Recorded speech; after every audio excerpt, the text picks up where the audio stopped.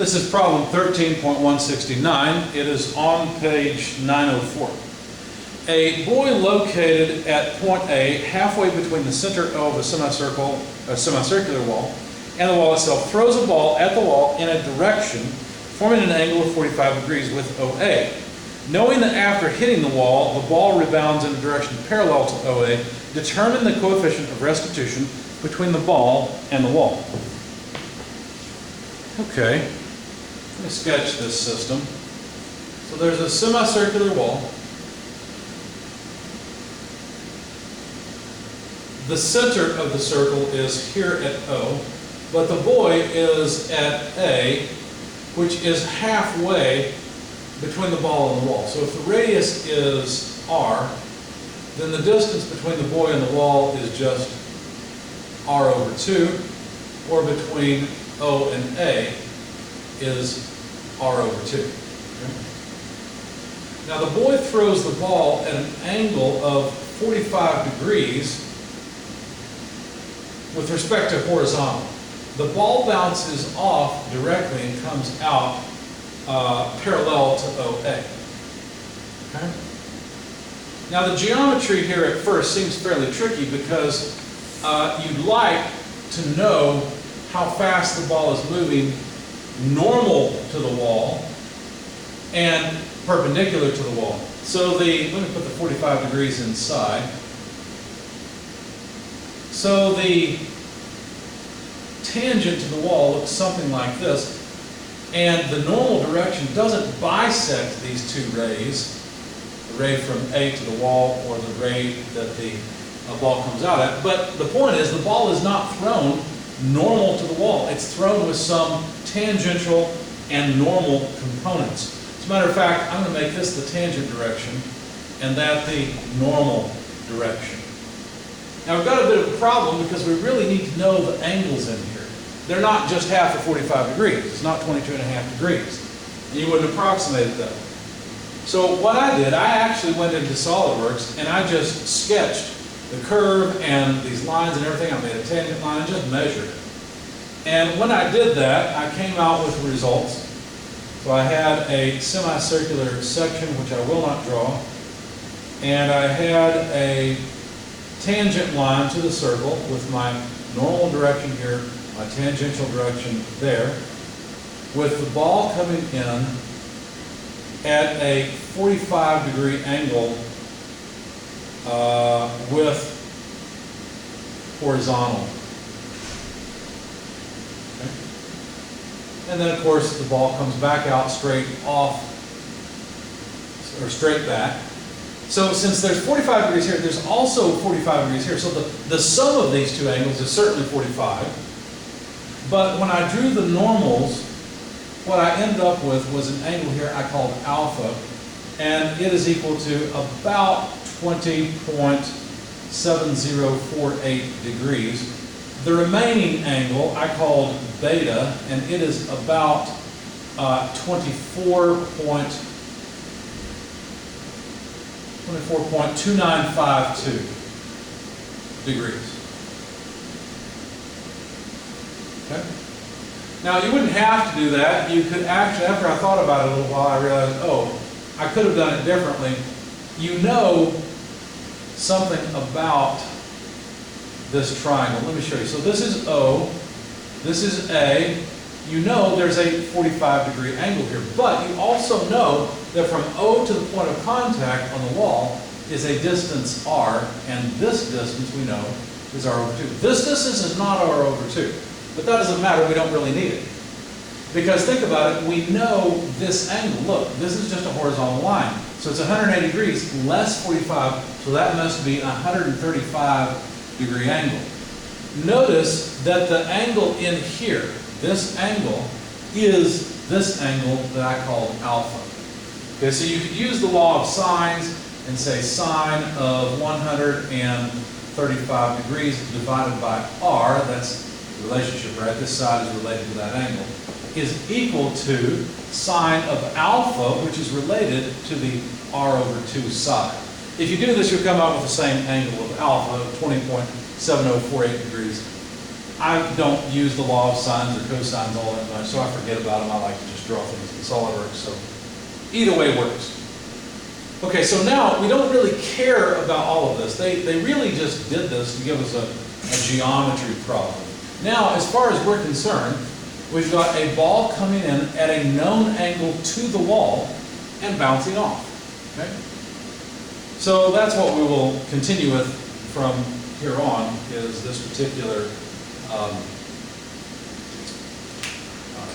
drawing. Let me make a clarification here. The ball is coming in on this line with velocity, let's call it v, and coming out on this line with velocity, let's call v prime. Okay, those are the total velocities of the ball.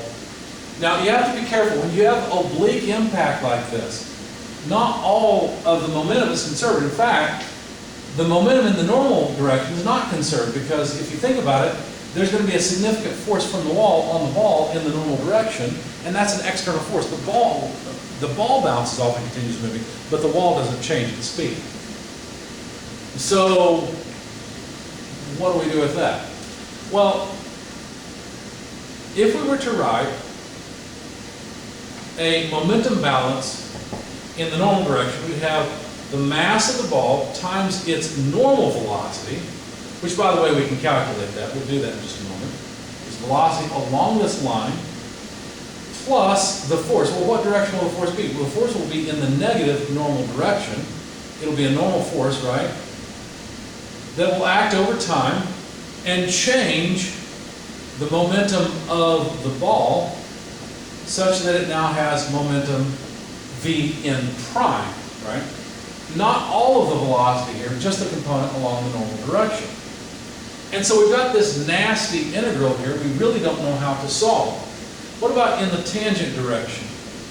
Well, in the tangent direction, we usually assume that there's not any significant force in the tangent direction, because that would be a frictional force, which is going to be relatively small by comparison with the normal force, and we're assuming there's no friction, therefore we will just neglect it. Okay? If the ball were spinning or something, then there might be a significant tangential force, but I guess we're just assuming the ball is thrown straight at the wall. Okay. So in that case, there are no external forces to apply any impulses, so basically the tangential velocity remains unchanged. So the tangential component of the velocity does not change, at least that's a common assumption in oblique impact. Well, okay, what are these tangential and normal velocities in terms of the total velocities before and after impact? Well, that's not too bad, because look, the velocity incoming can be projected onto the neutral axis, not the neutral, pardon me, the normal axis, and the tangential axis. You can see that because we know the angle alpha, that the component of the velocity coming in, this one, which would just be Vn, what we talked about right there, that component would be equal to, well, let's see, that would just be V multiplied by cosine of alpha, wouldn't it? And the tangential component, Vt, well, it's against the axis, so it would be minus V multiplied by, well, this side's the sine side, so sine of alpha. So now we have expressions for the tangential and normal velocities. Not that the normal velocity does us all that much good. It might, we'll see. But now we can do something interesting. Since from here, the tangential before and after components of velocity are equal to one another, well then, what can we do with that? Well, notice we still haven't dealt with the after tangential and normal velocities. Okay, let's consider that. So if I draw the velocity after impact and set up our typical, normal direction, tangential direction, be careful to know which way is positive, well then this angle that I call beta comes into play. Notice I know these angles, I'm just using symbols for them, so I don't have to write so many characters at once. Okay, so this total velocity, V prime, would be broken up into a component along the normal axis, there's Vn prime, and a component parallel to the tangential axis, so there is Vt prime. So Vt prime should be equal to what? Well, let's see, it's negative V prime multiplied by sine of beta.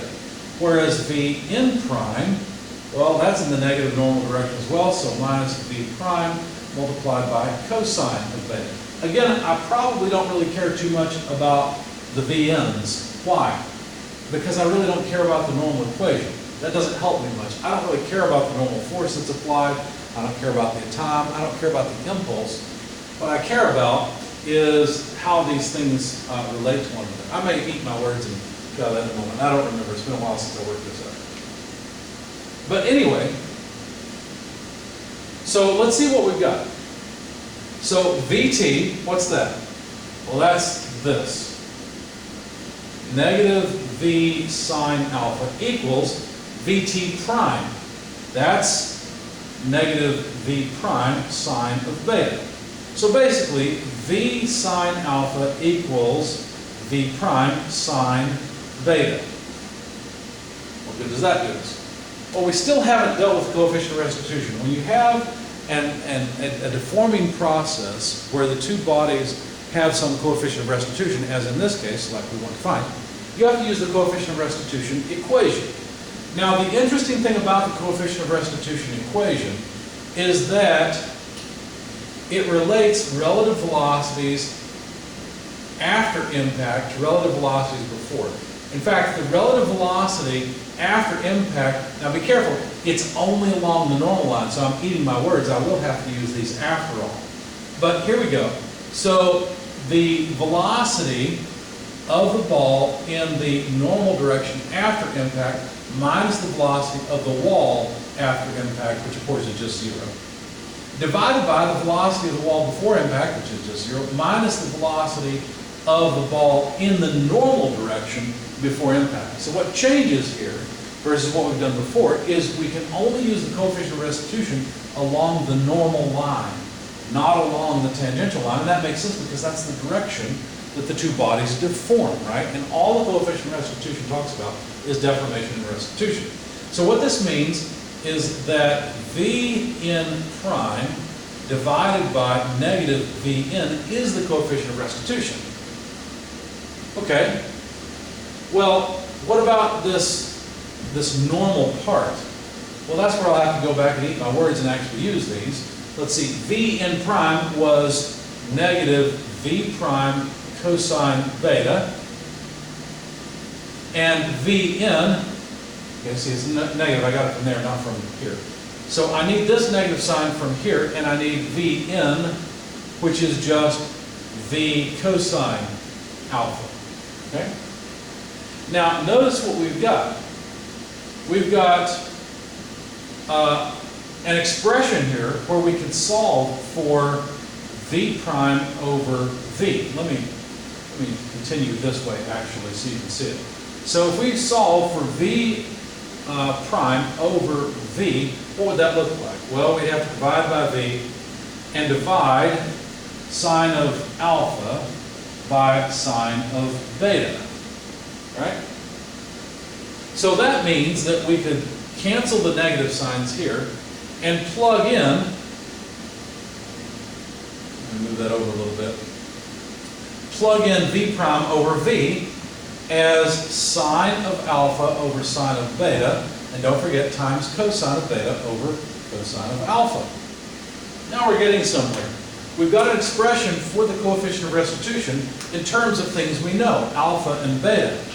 So now all we have to do is plug in. Now there's one more simplification we could make. Notice we've got sine of alpha over cosine of alpha. That's the tangent of alpha. And notice sine over cosine in the denominator is tangent of beta. So really we just need to plug in these angles once. Alpha 20.7048 degrees and beta 24.2952 degrees. Okay? Once you plug all that into the calculator, you find the coefficient of restitution, and it comes out to about 0.83 73. And that's the coefficient of restitution of the ball against the wall.